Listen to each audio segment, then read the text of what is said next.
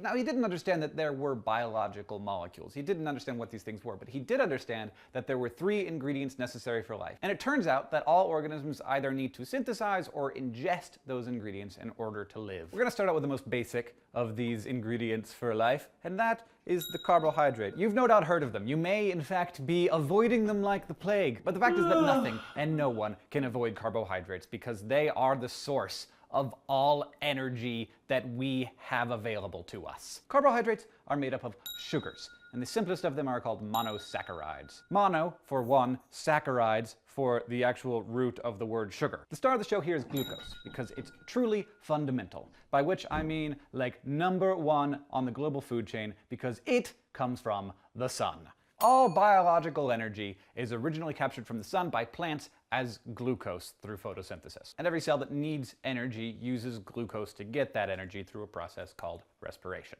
In addition to glucose, there are other monosaccharides like fructose, which has the same molecular formula, C6H12O6, but arranged differently. These subtle chemical differences do matter. Fructose, for example, is significantly sweeter than glucose. It's also processed by our bodies in different ways. And then there are disaccharides, which, like the name says, are just 2 monosaccharides put together. And the most famous of these is sucrose, which is simply a glucose molecule and a fructose molecule joined by a covalent bond. Mono and disaccharides are pretty much little niblets of energy that are really easy for our bodies to process. But when these carbohydrates start to form into longer and longer chains, their function and their roles change as well. Instead of being sources for instant energy, they become storehouses of energy or structural compounds. These are polysaccharides. Instead of being just 2 or 3 monosaccharides put together, polysaccharides can contain thousands of simple sugar units. And because they're so big and burly, they're great for building with. In plants, cellulose is the most common structural compound. It's just a bunch of glucose molecules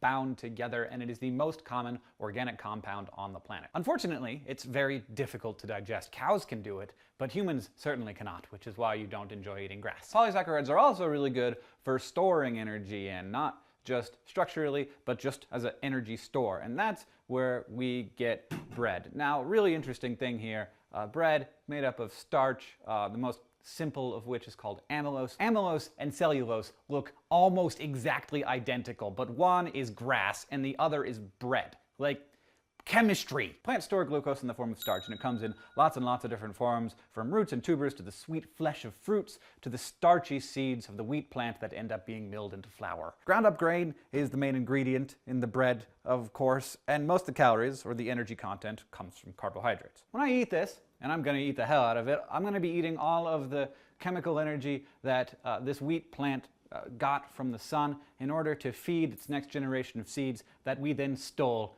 for our own use. All for me. Now, we as human beings can't grow fruits or tubers, so we have to store our energy in a couple of different ways. The way that we tend to store carbohydrate energy is in glycogen, which is very similar to amylose or starch, but has more branches and is more complicated. It's basically made up of the glucose that we have left over after we eat, and it sits in our muscles really ready to use, and it's also stored in our livers. It's generally a pretty short-term store. If we don't eat for like a day, pretty much all of our glycogen gets depleted. But over the longer term, the way that we store our energy is through fat.